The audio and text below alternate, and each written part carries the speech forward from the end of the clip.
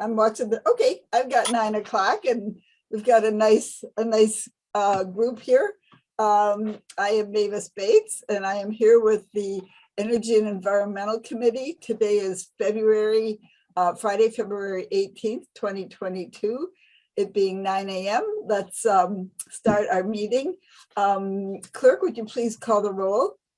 Ellen. Caius. Caius present. Molina. Strathman. Strathman here. Wallace. Present. Wojnicki. Present. Bates. Present. Hello, Mr. Wallace. We didn't get to say hi to you yet this morning. We've had all the talks about the snow and shoveling, so if you need to chime in, you can get your 2 cents with it. I'm done. I'm done for the year. You're done for the year. You hope. Well, welcome. May I have a motion to approve the minutes of January 14th? Caius, Wojnicki moves. Caius I- second. Wojnicki will second. Any discussion? Clerk, please call the roll. Allen. Caius. Caius, yes. Molina. Molina, yes. Strathman. Strathman, yes. Wallace. Yes. Wojnicki. Yes. Bates. Thank you, everybody. Is there any public comment online or in the boardroom? Seeing none, we will proceed to Ms. Wolnick, please. Thank you. We have a report from the very chilly boardroom this morning. So I wanted to provide an update on the water supply planning as we do every few months. We have the groundwater governance group that is led by CMAP. If you recall, we did a presentation on their final report about June of 2020. That was an initial look at groundwater governance in the state of Illinois. And we found through that report that there's very little ability for municipal or county governments or even regional planning areas to do any kind of groundwater governance as it applies to water supply planning. So the next step, the group has been reactivated and there was significant research that went into different states and governance that exists in those other states, specifically Minnesota, Texas, and California. We looked at those models for all 3 states and reviewed it with our report and noted the items that were active in those states. So the next step will then be, as we prioritized as a group, what the goals of our groundwater governance here in Illinois would be. We will be meeting again once we start looking in more detail as to the entities that would start looking at attaining those goals and who would be responsible for what. So it's a really basic framework at this point in time that's evolving, and it's exciting to see that group active again. The next item we have in our report is the Campton Township well construction modifications. We did a draft of a change to the county code, the well and septic section, and we reviewed that with the Village of Lily Lake, the Village of Campton Hills, Campton Township, and Illinois State Water Survey. We received their comments and incorporated their comments into draft code revisions. We sent that then to our health department, and as we understand, the health department also has some code revisions to that section that they will be bringing before the health committee as well as county board in the early spring here. And so our revisions will be incorporated with those overall changes. Any changes to that section of our code need to go through the IDPH for review and approval before they come to the county board. So we'll be looking forward to seeing that in spring. The last item we have is the Metro West Council of Government had a great meeting in January, and they had many of the presenters that we typically have at our Northwest Water Planning Alliance meetings. So it was great to get that information in front of all the municipal representatives there. And as we look forward to working on the sustainable water supply for Kane County, it's really important that our municipalities are involved in that. So that is a great primer for them. And they did send out all the PowerPoints to the participants. So that is a good basis for them to start being involved in this overall water supply planning for the county. So that is my report for water supply planning for February. If there's any questions, I can answer those. Any questions? No. I have a question. The sustainability plan for water sustainability, this is related to the ARP money. Is that part of the ARP request that you made, that we have made from water? That is correct. Okay, so I want to Okay. emphasize to the committee that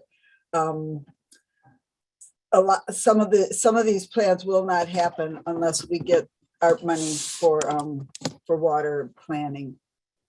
So keep an eye on that ARP money for the water plan. Okay. Did you have something else, Ms. Wolnick? Yes, the 2-year planning Okay, yep, document, Yep. if you'd like me to move on to that. yes, I think so. Great, thank you. As an update, we presented the 2-year plan for the E&E committee last January. The committee reviewed it. We made some modifications and updates. The chairwoman had asked that each committee do an update to their 2-year plan in February of this year. So we've worked with the Chairwoman Bates, as well as our various entities that are involved with this committee to update the plan. Because it was the first year we had done a 2-year plan, it was fairly basic. So we've added quite a bit of detail into the plan. So as a quick review, I will go through the first sections and I'll turn it over to Ivy and Claire to go through their sections. So under item number 1, we again kind of address the long-term and short-term finance and funding needs for the recycling and sustainability programs. I won't go into detail there. Section 2, we specifically address the outreach to other committees. We do have a lot of crossover in the work that we do with other committees here at the county. And so we wanted to make sure we documented and noted where those items were falling under other committees here at the county. Under environmental, which is section 3, we're specifically looking to continue our review of the reports for Settlers Hill. We do a lot of work with our watershed groups, including providing them technical and engineering assistance, as well as assistance with grant funding. So we will continue to do that. We're also in support of the removal of the Fox River dams. That resolution went through last year, if you recall. And our staff continues to report the committee on the changes to any dams and water quality analysis that are being done for those dams to keep abreast of the situation. As I just kind of reviewed, the water supply planning falls under E&E as well. We have several grant requests through the ARPA committee for doing long-term water supply planning, as well as water quality testing in our shallow wells. Lead service line and water conservation initiatives, water conservation plans, working specifically with our municipality is like kind of the low hanging fruit as we move towards a sustainable water supply, and our participation involvement with the Northwest Planning Alliance and the groundwater governance that I just spoke of. We also do the water quality and NPDES permit updates. There's a yearly report that's required with that, as well as educational requirements that our township road districts and our municipalities rely on us for when they're doing their reporting. We're also doing a significant effort with the countywide drainage mapping. This includes GIS layers that will help inform folks as to the drainage patterns. This can also be used for water quality aspects, impacts to wetlands and floodplains, as well as potential developments through our county. And the last item I will review is the sensible salting efforts. That does fall under NPDS as well as part of our water quality efforts. And we continue to be involved in the sensible salting group through NWPA that's working on the requirements for licensing salt applicators as well as the liability issues associated with salting. I will turn it over to Ivy then. Oh, sorry, Claire. That's okay. I'm next. Claire, got it. So I'm pretty lucky coming in new here that my predecessor had just completed an update to the county solid waste plan, the 5-year plan. So our 2-year goals are very closely related to that plan, kind of the beginning things in here. I don't think any are too brand new. The ones I would point out are so kind of exploring and continuing to adapt our recycling center locations and hours to fit the amount of traffic. I mean, that is very critical for keeping those centers going without significant cost to the county. And we've had some issues here and there, but we're hoping to work through them and certainly keep those centers vibrant and in use. Public information, I'm excited about creating some more video content for public awareness. I think it's a really highly used and effective way to get short messages across, and more efficient than doing the same presentation over and over and over. And again, if you can get folks watching on YouTube or something like that. Couple other ones, I'll go down to the new stuff. I think we are going to be looking more towards grants to fund some of our work. And one I think will be interesting to work on is to use the data we collect, because we collect just a ton of data on what is being disposed of as trash, what's going to the landfill, and what is being diverted either as recycling or for reuse in some way. And one of our goals here is to kind of analyze that data to identify municipalities that are maybe falling below the county average in terms of the rate of material being diverted, and really help target some outreach towards those counties to improve those numbers. So, happy to take any questions. I'd like to, are there any questions? Anybody else have a question? So the curbside recycling, that's a pretty exciting concept there. So we'll be working on that too this year, trying to expand that. Sorry, which part is that? The curbside collection of curbside collection. Oh, the organics. Food Yeah. scraps. So we're working on a pilot. Well, we're piloting it with LRS as the hauler for Mill Creek, and hoping to kind of collect some lessons learned and just I'm going to be working closely with them to promote it and see if we can get other municipalities interested in adding that onto their contracts as they come up for renewal. Great. I've had some constituents ask for that, so I know there's interest out there. So, well, welcome, Claire, Miss Ryan. Thank you for your report. I hope you're enjoying your new place here in King County. I am, for sure. Thank you. Good. The next section is Ivy's sustainability section. Okay. Hi, everyone. Good morning. I'm going to run Good through. morning, Ivy. Hi. I'm going to run through some of our completed projects, ongoing and updated, and then some new projects. So on the sustainability side, our completed projects, the Lead for Cities and Communities certification plans to be I plan to complete that at the end of the first quarter. Very exciting. And then our electric aggregation program, we've enrolled in a 2-year contract with Eligo Energy. And just a note about that, we should have a report in May on how the new program is going. And we should have some information on the green credits from Eligo. And we have our contract signed for the 2 megawatt solar array at the Judicial Center and the green building policy that was passed last year in partnership with building management. And then some of the ongoing and updated programs and projects. So networking in social media, reaching out to local sustainability groups and contacts and kind of building our network to be able to communicate with the public, engaging a new public information officer to help us with social media presences and creating social media content, again, to do that educational aspect.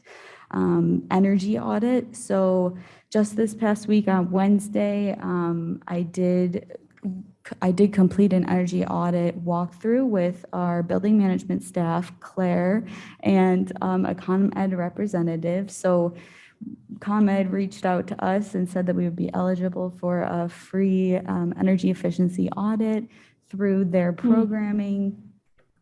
And we should have that report. We did a walkthrough of our jail and judicial center and the courthouse building.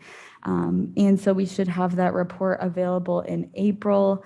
And we're also working with building management in trying to look into Energy Star and see where we can implement the green building policy more so. Sustainability plan update. So we're looking to incorporate the sustainability plan update with a new climate action plan.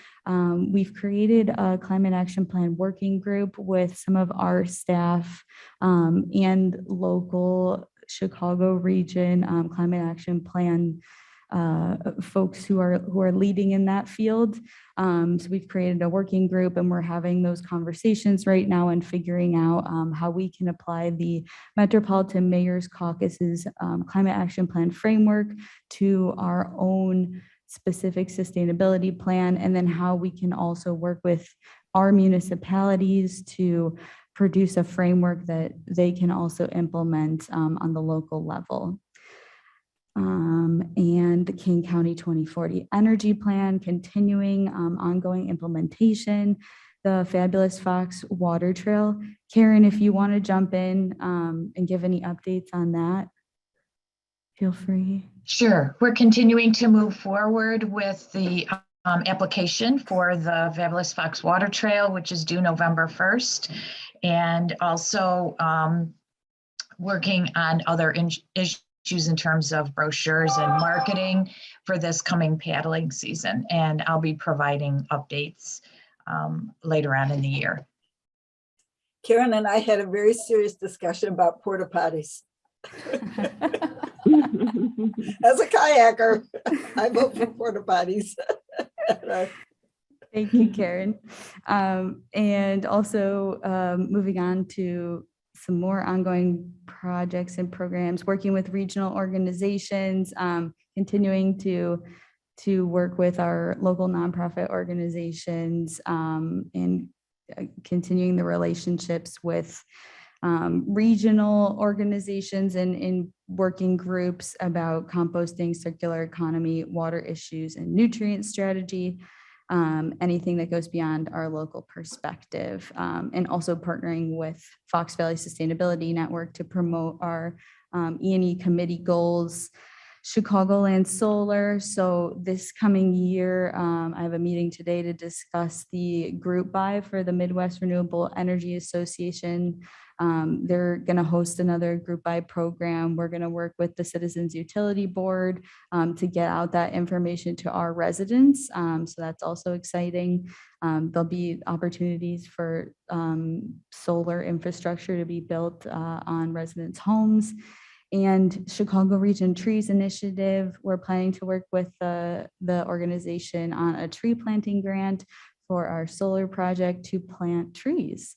New projects, continuing to look for grants, for funding opportunities. We're currently looking into a Green Region grant for pollinator plantings for the solar project. Environmental justice, working with our Office of Community Reinvestment staff to promote solar for all, green building and healthy neighborhoods, as well as there's an EV for all program.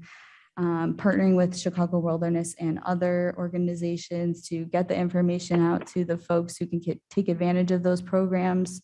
Looking at the new CEJA bill and determining how to implement the funding that's going to be available as a result of that bill in King County, using any financial incentives or rebates that might be available to us. Looking for solar for all projects that we can implement or encourage our residents to implement, and seeking any rebates for EV chargers for the opportunity to be able to build infrastructure and also communicate to our residents what incentives might be available to them. Again, not that it's not new, but the Countdown to Earth Day program, I think, is something that we've done in the past. So we're going to continue that, making connections to more of our municipal sustainability and environmental staff, just so we can create a closer relationship and be able to pass along information easily, and continuing collaborative work with them, and pursuing funding through CEJA for a paid internship program in sustainability. And I believe that wraps up the list of sustainability programs. Are there any questions? Anything you want to add, Mavis? Well, I was going to add something in my chairman's comments, but I could add it right now. And that's that we're going to be looking very closely at CEJA money. So I like to do math in my head, and there's going to be $9.5 billion coming out of the CEJA fund. And that means that Kane County is 4% of Illinois. And so that means, with my math in my head, that we are paying in maybe $400 million from Kane County. So I want Kane County to receive back out as close to $400 million as we can. So you can be thinking, Mavis, you're crazy. And that may be slightly true, because the money that goes to the nuclear bailout and things like that, we won't see. But that means somewhere approaching $400 million. If it's half of that or a quarter of that, I'd like to see Kane County receive that money. So I'm going to be working hard with Ivy and the rest of our staff to come up with as many ways as we can to make sure that money comes back to Kane County. Woohoo! That's, even if I'm off by 10, okay, so $40 million, let's go get it. That's like Arnie Schrammel said, the groups that do the work and are either shovel ready or paperwork ready for these CEJA projects are going to get a lot of money, and we want to be first in line. So that's my pep talk for my committee here. And if you'd like to help me do this or get involved, or have any other questions, let me know or let Ivy know. But we really want to take advantage of this opportunity once in a lifetime. Sounds like a TV commercial. Madam Chairman, this is Alan. Yes, ma'am. I'd like to just say that was a fine commercial for our having a lobbyist voice in Springfield to help us with that. I think 400 million is a perfectly valid goal. And I can I give you an anecdote about porta potties? Sure. I think we all have an anecdote about porta potties, but go ahead. A whole bunch of us used the Forest Preserve free run dog park at Redgate and 31, if you can picture where that is. That was throwaway land for the Forest Preserve. It's right along the river, but there weren't any plans. And so that turned into a dog park where you could use that parking lot and take your doggie. And it was about 40 acres, and your doggie could be free, and they could play and go down to the river and get a drink and jump in and have a good time. So it made sense to lobby for porta potty at that dog park as it became more and more used. But what made it successful was when county board members from St. Charles brought in the St. Charles City Council and said, we'd really like to see a porta potty at that dog park. And the next thing you know, the Forest Preserve had added into its long range plan, not a porta potty, but a really nice stone bathroom there. And with a faucet for the doggies so you can get water. You don't have to bring water. So sometimes it's just that networking that makes it all come together. And you are already expert at that. We've seen you do it before. So yeah, I think your whole committee is going to want to be behind getting $400 million back. Thank you. Good. Thank you, Deborah. Thank you, Mrs. Allen. That's the kind of support we need from our committee, right? So let's go get $400 million and make everybody happy. Okay, fantastic. Ivy Klee, Ms. Klee, you have another report for us, correct? Is that next? I think Claire has something. Claire's next. resolution is next. Oh, sorry. Let's see. Yes, let me look at the okay, Claire, Chairman Ms. Bates? Ryan, would you please bring up Chair- your resolution now? Chairman Bates, may I say something about the planning goals, the 2-year report? Certainly, please, Ms. Womack. Oh, before we move forward, this is a fabulous 2-year planning report. And I wonder if we have thought about sharing it with our municipalities and our townships. And that way they would know and understand what our goals are.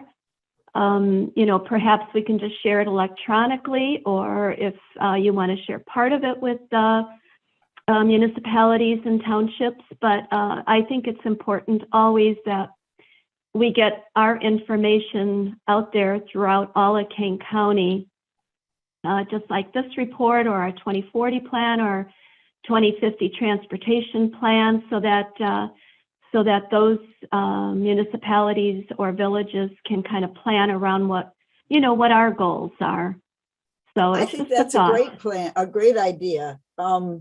I'll work with that with our wonderful staff here to see how we can make that happen, because why have a plan and not share it to other people? Maybe they like to jump on some of the bandwagons, or I think that's a wonder. And actually, that gives us a vehicle with which to communicate with them. So I think, thank you, Barb. That's a good idea. Yeah, I like that. That'd be great. Okay, good. Madam Chairman, Allen again. Yes, Ms. Allen.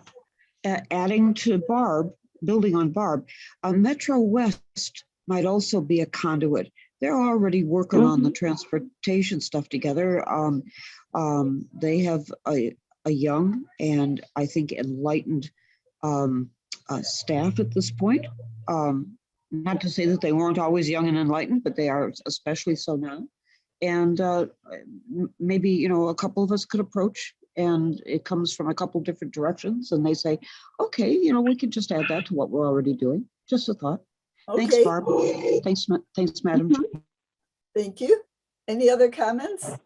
I'll talk to Jody and Ms. Womack and Ms. Ryan and Ms. Klee, and we'll see how we can do some spreading of the word. That sounds like a great idea. Excellent. Yep. Any other comments from anybody? Great. Okay, Ms. Ryan, please. Yeah. So the resolution you have before you is to essentially, it's a renewal of our intergovernmental agreement with Plato Township.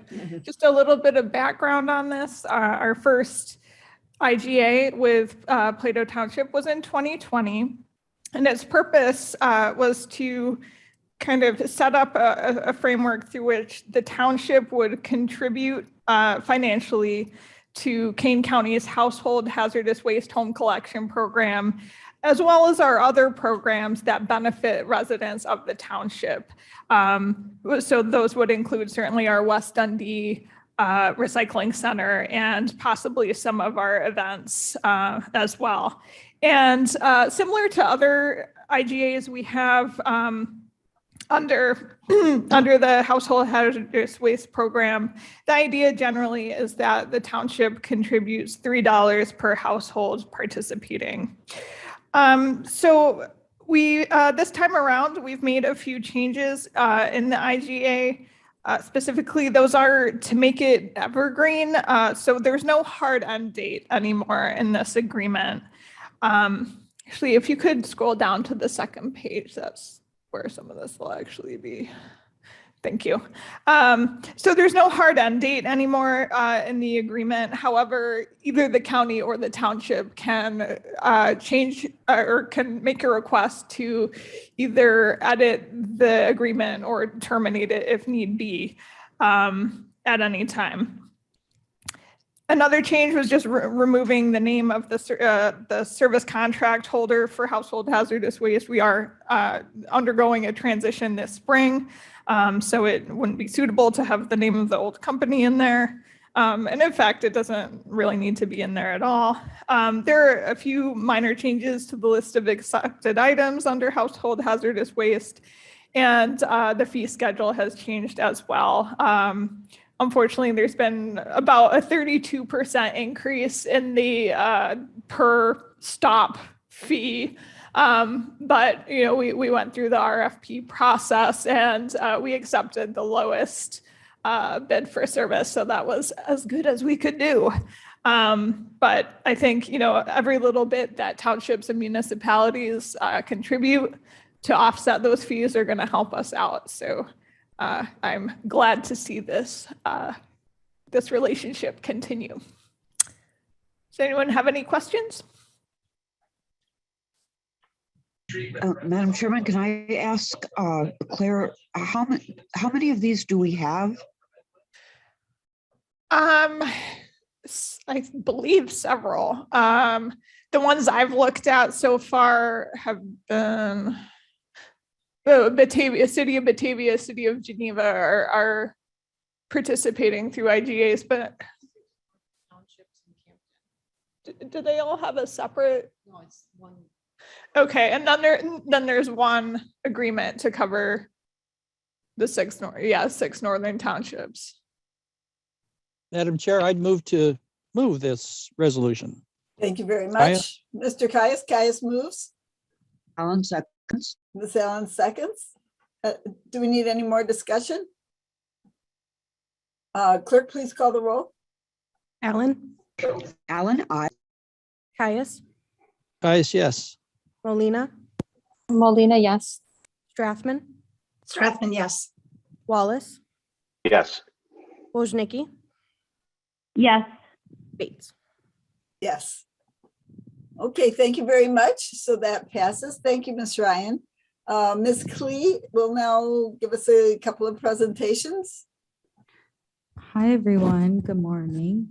So I'm going to give a presentation on the Judicial Center, just an update. Thank you. On how everything's been going.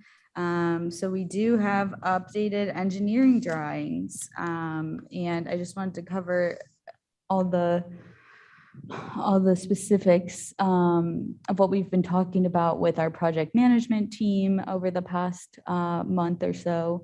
So the engineering drawings and racking is close to being finalized. So the image that we have here is an engineering drawing. I know it is a little difficult to read, so we've tried to push as far north as possible with a solar array and into and on if as far west and east as possible. We did have a lot of conversations with the engineer who was creating this design and communicated all of the concerns that we had, as well as what the concerns that the neighbors had. So we went through a very meticulous process to be able to compromise with them and figure out a design that worked for both us and for GR&E. The geotech is finalized. Land surveys and soil study have both been finalized. We're still in the process for permitting. And we are planning to work on the electrical engineering up next. We've been working with White and Company, our landscape architect, on the landscaping plan. And we have also been communicating with residents if there have been any site activities. And on the 31st of January, the landscape architect, Mr. Wallace, and I did visit some of the homes of the residents who did have concerns about the project. So we went out and we took a look at their decks, and we discussed some of the major concerns and took a look at the landscaping plan draft. And then we figured out, so we heard from them what they would like to see and tried to incorporate that into our own planning. So these are some of the updated cross sections. So cross section A is the point of view of 3826 Ridge Point Drive. So this is the home. So if we're going to look at going back to this, I'm going to see if I can, so this would be the first red line to the left. That's cross section A. So it's furthest, the house that's furthest west. So that's what we're looking at with cross section A. So there's not too much grading that's going to change for cross section A. Cross section B, the cross section below that one, that's the point of view of 3820. So just switching back to the engineering drawing. So that's the second line to the right of the one that's furthest most left. That's the point of view of the cross section from that residence. So this here you can really see where the grading changes are going to happen. So the top of the highest point of the northern berm currently sits at 790 elevation. So that's going to be taken down at that same point to 765. So we really tried to level the north berm as much as possible with the engineering. That was a big request from the residents to flatten the site as much as possible. You can see in the cross section that change, and we did work with the engineer to be able to make that grading change. Ms. So Clee, would you yep, go go back, ahead. please? So So that looks like a big change. You're going to go from the top dotted line to that lower line? Yes. Oh, yes. Sorry. So the dotted line is the current grading, and then the bold line is what the site is going to look like. And you can kind of see that it's flattened and angled in a way that will work well for a solar panel to sit atop of. And then you have the line of sight of a 6-foot person standing atop the deck of the residence of 3820 Ridge Point Drive. So that's really dropping that down a lot from their line of sight. That I hope did that make them, did they like that? Yes, yeah. So we spoke with the residents and we communicated all these changes to them. And again, the majority of what we talked about was the landscaping plan and seeing where they would like to see and what the views looks like 360, from their deck. So it was good to get a look at what they see and what landscaping is already there. And we were talking about how to visualize what this is going to look like too. Great. Okay, thanks. Yeah. So moving on to cross section C. This is the point of view of the north of 3810 Ridge Point Drive. So I'll just go back again to the engineering drawing. So cross section C is going to be the line that is 2 from the right, that red line again. So that's what we're looking at here. This is D? Yep. This is D? Okay. Cross section C. Oh, C. All right. So this is 3810 Ridge Point Drive. The north berm at the highest point currently sits at 778 elevation from this this cross-section view, and that will be lowered to 762 elevation and made to be flatter, again, for the solar panels to sit atop them. And in this location, the south berm is going to be built up. So it's currently at 768 elevation, and it's going to be built up to 772. This is one of the areas where we could build up the southern berm and take down the northern berm. So our hope is that the building up of that southern berm will be able to act as a screen for the solar panels that are going to go along the north berm. So again, you can see that in the picture on the right. The dotted line is the grading that is currently there, and then the bolded line is what it's going to look like afterward. So on the left side, the north berm is going to come down, it's going to be flattened out, and then on the right side, the southern berm is going to be built up. And then moving down to the last cross-section D, this is the point of view of 3726 Ridge Point Drive. I'll go back. So this is the red line that's on the right of the engineering drawing image. So this is the home that's the furthest most west. So just so we can get another view, the north berm sits very low in this cross-section view. We will create a surface to be able to put the solar panels atop, and the southern berm will be built up slightly. It currently sits at 764 elevation, and it will be built up to 768. So again, the cross-section images on the right side, you can see the line of sight from this of the 6-foot person sitting atop this residence deck. And that's all we have for the cross sections. Are there any questions on those? Just a comment. It's Wonicky here. Ivy and Todd, thank you for working with our residents. You've done a wonderful job. It's amazing.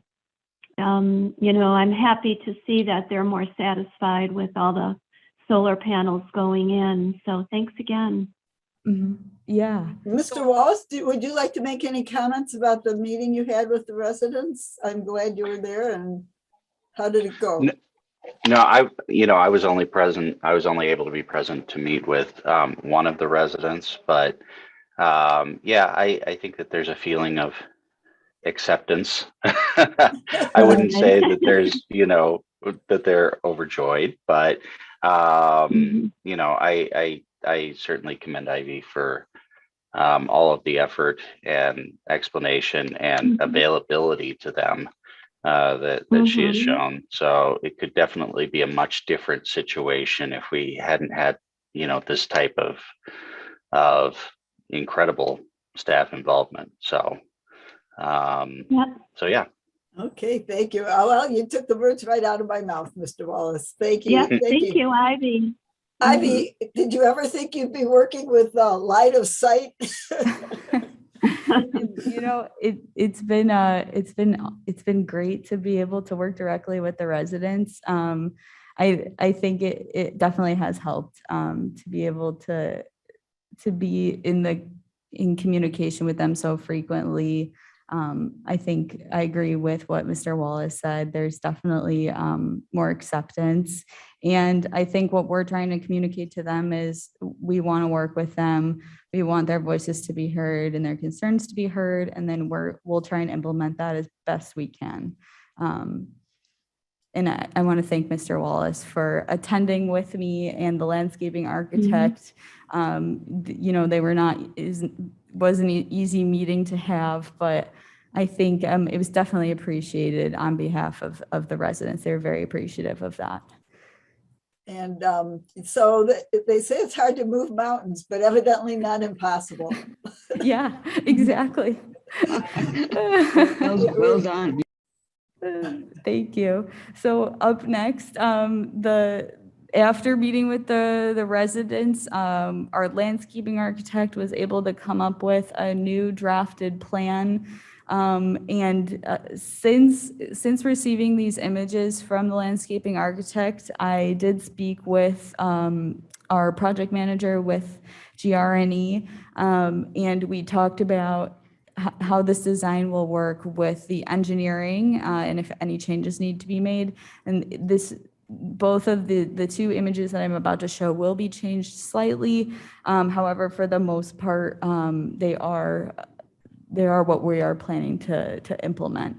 So this is a zoomed in version of the western side. So again, you can see the homes on the bottom, and then you can kind of see in the upper right-hand corner, the solar panels are poking through. Those are the engineering drawings that are layered on this image.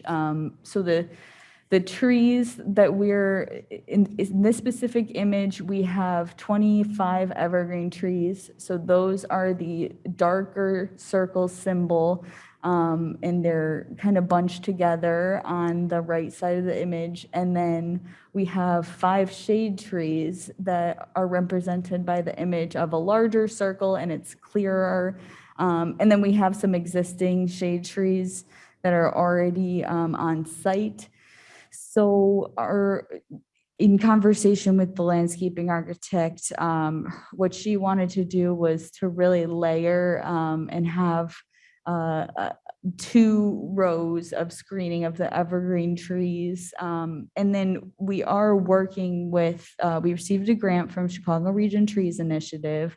They will be providing us with 10 shade trees and 10 evergreen trees. So we have these shade trees that we're able to incorporate into the design as well. And when we were discussing the shade trees with the solar company, we are going to move those out a little further west, just so we're not concerned about the trees overgrowing on top of each other. We want to give them a little bit more room to expand to their full capacity. But you can see the evergreen trees are what we're hoping that they can really provide a compacted screen from the solar panels. Let's see if I have any. I have a question, please. Go ahead. Are we still transplanting trees from other places, like from the top of the berm and from the new parking lot possibly, and things like that? So we did look at transplanting trees that were already on the Judicial Center campus that were going to be taken down due to some construction that was going on. And after we did a walkthrough with the landscaping company that our building management department works with, it did end up being too costly, and they weren't sure that the trees would necessarily survive the transplant. Yeah. So what we did, I believe in the construction, we're going to try and avoid, I don't believe any of the trees will be cut down. We did have to take out a few oak trees that had oak wilt in order to preserve the rest of the oak trees that were already on site. But that has already been done. And I believe the rest of the landscaping that's along the property right of way will be staying. And so there's no plan to transplant the trees anymore. But what we tried to do was we applied for the Chicago Region Trees Initiative grant to supplement that idea that we could have these extra trees that were going to be at no cost.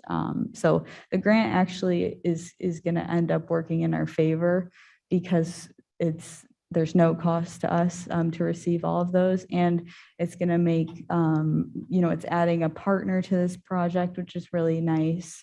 And it'll add some education and community involvement with this project as well.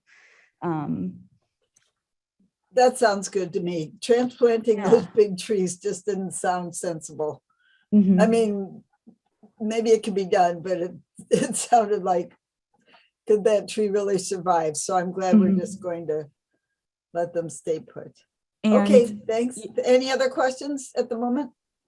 I have one more slide. So this Okay. is just the second half of the landscaping Oh, plan. okay. So this is the western side, and you can see the homes on the bottom. And so in this image, we have 40 evergreen trees and 5 shade trees. So again, you can see the evergreen trees we're trying to create a stacked layer of them to be able to provide the best screening.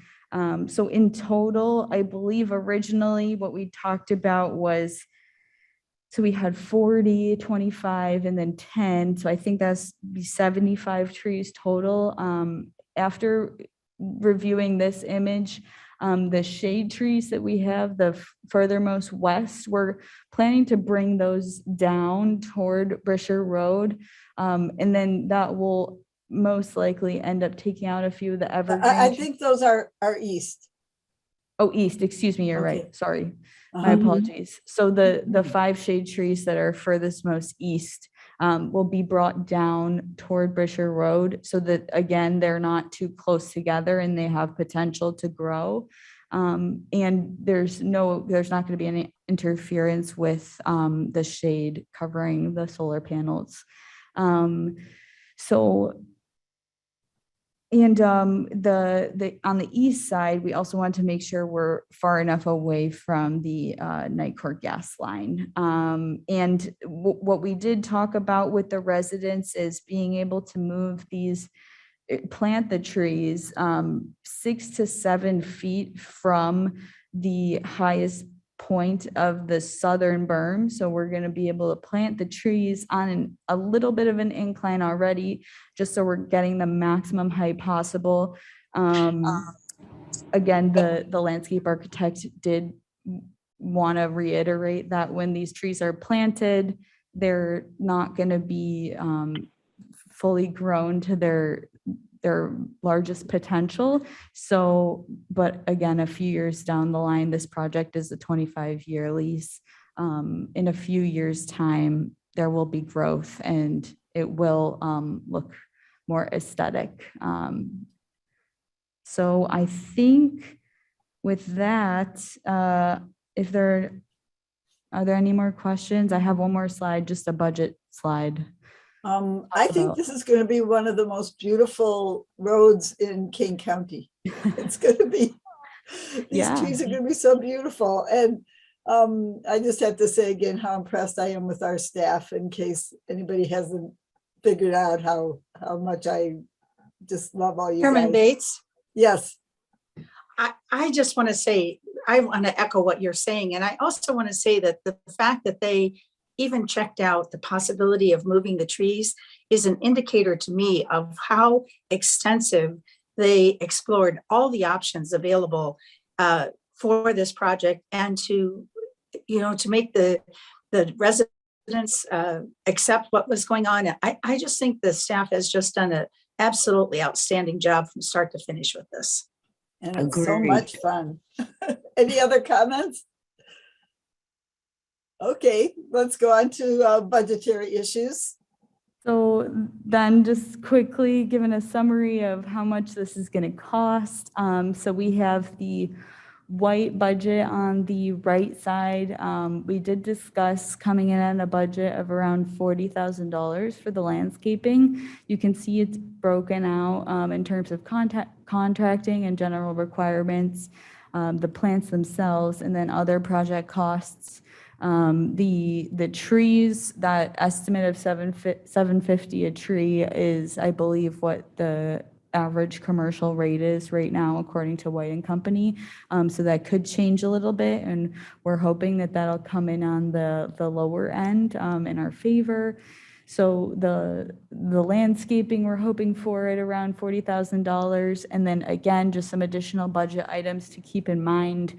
There will be approximately $10,000 for the construction of the southern berm, building that up and changing the grading.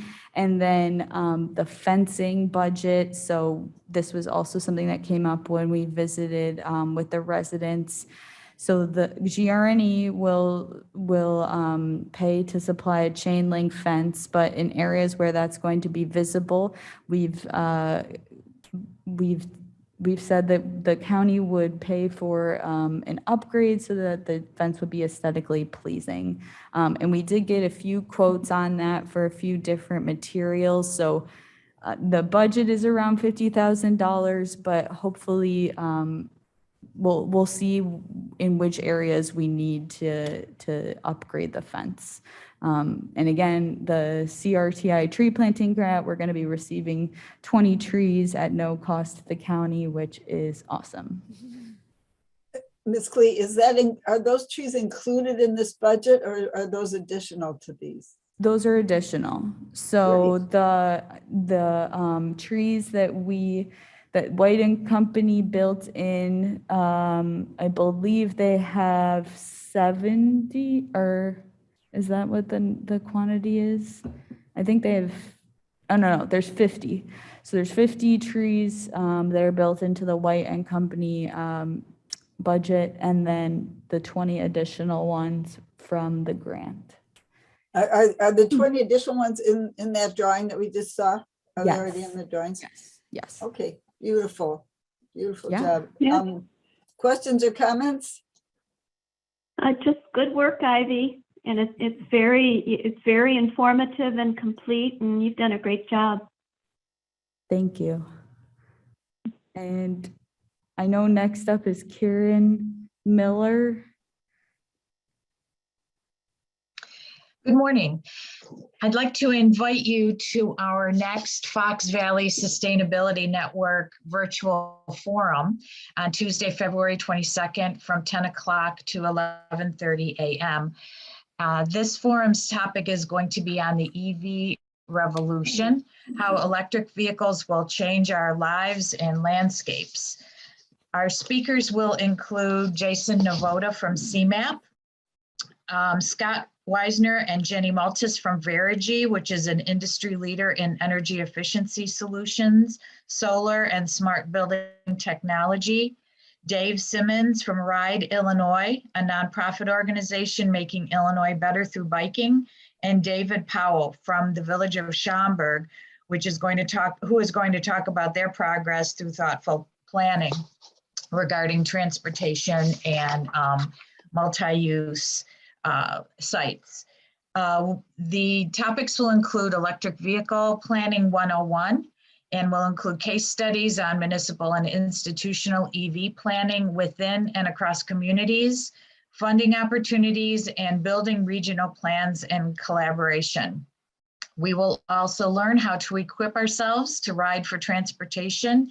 And again, as I mentioned, talking about Schaumburg's mixed-use development and rapid transit project. So far, we have over 100 attendees signed up, so I don't think you want to miss this forum, and you can go to foxvalleysustainabilitynetwork.com to sign up. You can't get much more exciting than that, can you, Karen? Right. I mean, truly. Okay, thank you. Thank you, Karen. Ms. Miller. Okay. We have 3 minutes. Do you want to start this topic? Yeah, I'll jump in here. This is Ms. Walnick. We approved the electric aggregation contract for a 2-year contract for our unincorporated residents last fall. We initially had a discussion, a fairly lengthy discussion at this committee about the civic contribution, and we basically tabled that discussion to bring back here in early 2022. So I just want to today, because we are running out of time, give the committee again those numbers, and we can bring this back in March for further discussion.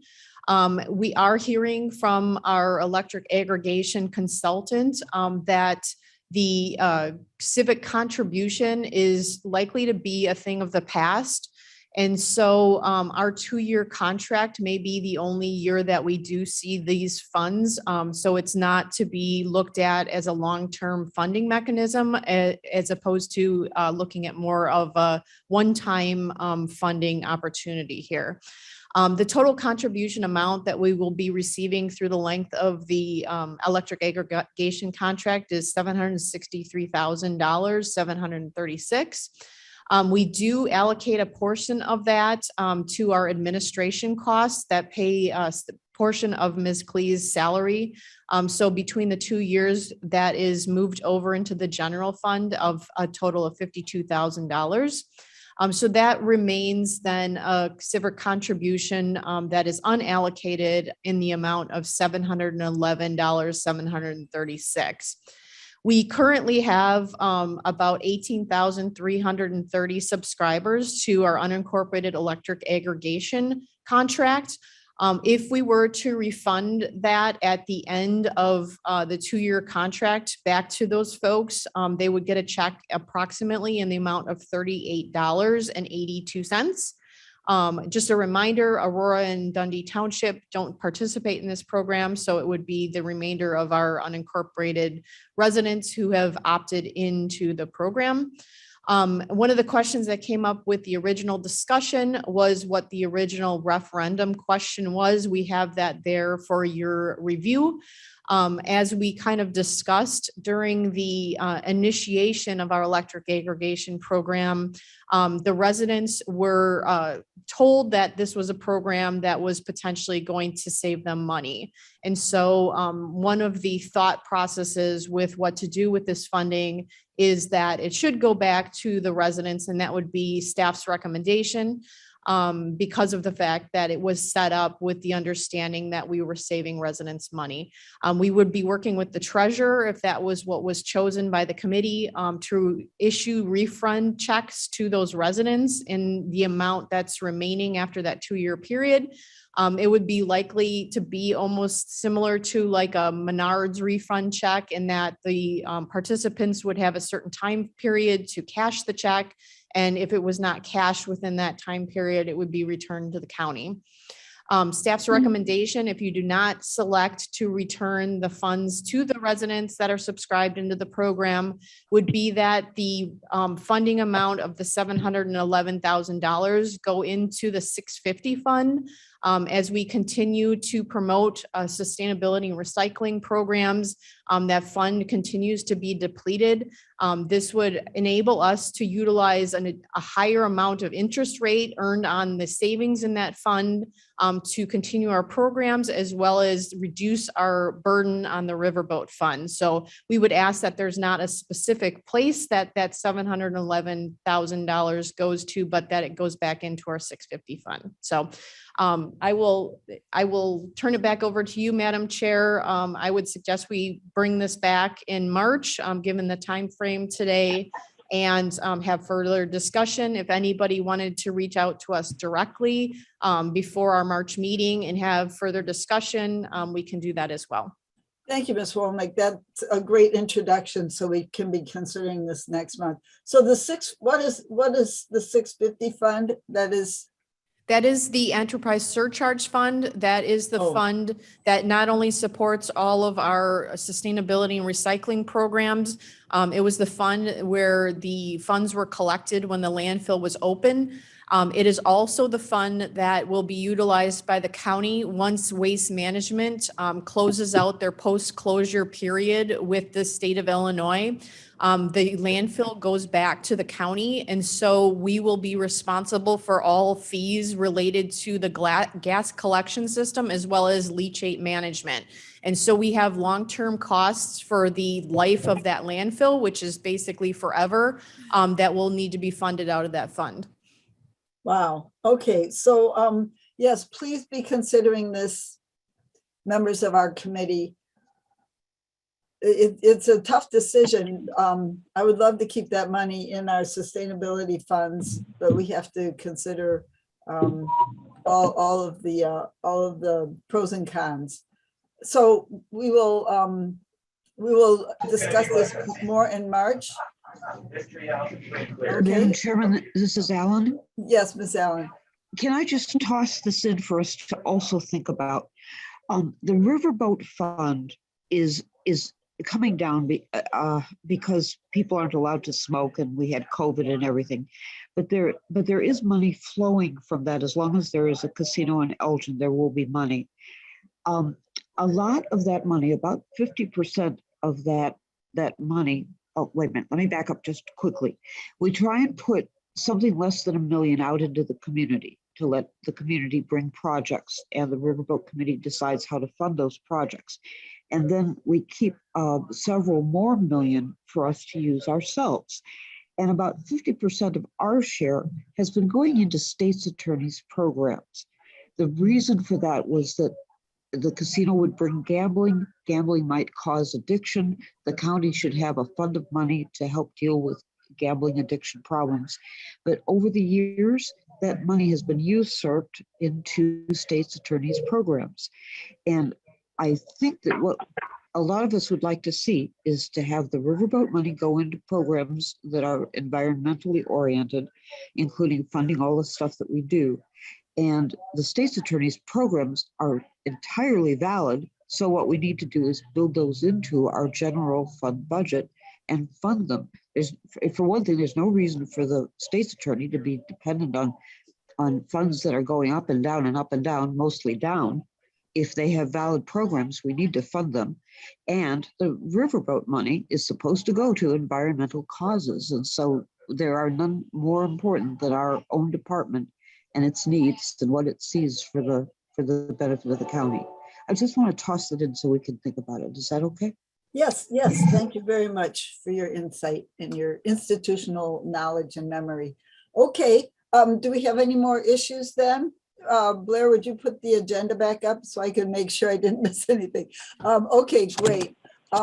Civic contribution, any new business? Okay, so my chair's comments, I sort of made those already. I want to make sure that Kane County gets our fair share of the CEJA funds, and that's going to be one of my but when I'm going to be on my high horse on that for a while, but let's bring that money back. Do I need a motion to put reports on file? Alan moves. No, We can also, sure. Strathman second. Strathman seconds. Thank you. Clerk, please call the roll. Allen, Alan, aye. Caius, Molina, Molina, yes. Strathman, Strathman, yes. Wallace, Yes. Wojnicki, Yes. Bates. Bates, yes. Thank you very much. We don't need an executive session. And unless there's any other comments, I would ask for a motion to adjourn. Wojnicki moves. Wojnicki moves and Strathman second. Strathman seconds. All in favor? Can we just do voice vote? Aye. Aye. Aye. Aye. Okay, thank you, everybody.